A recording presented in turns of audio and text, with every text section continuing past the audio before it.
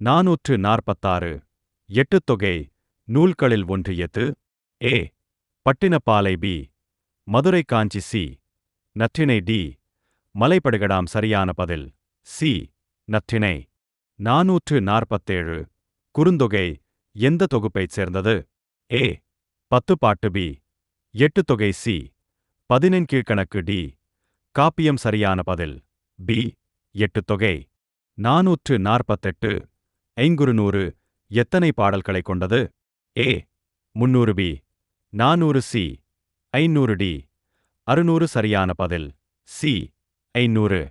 449 ஐங்குறுநூறு எந்த திணையை அடிப்படையாகக் கொண்டது? ஏ. அகபி. புரசி. நீதி. டி. பக்தி. சரியான பதில் ஏ. அக. 450 கலித்தொகை எந்த தொகுப்பைச் சேர்ந்தது? ஏ. பத்துப்பாட்டு. பி. எட்டுத்தொகை. சி. 11 கீழ்க்கணக்கு. டி. ஐம்பெரும் காப்பியம். சரியான பதில் பி. எட்டுத்தொகை. 451 பரிபாடல் எந்த வகை இலக்கியம்? ஏ. அகபி. புரசி. பக்தி. டி. நீதிநூல். சரியான பதில் சி. பக்தி.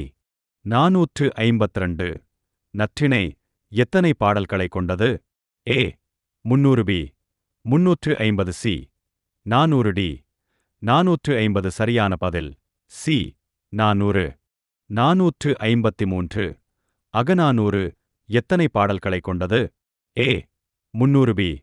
350. சி. 400. டி.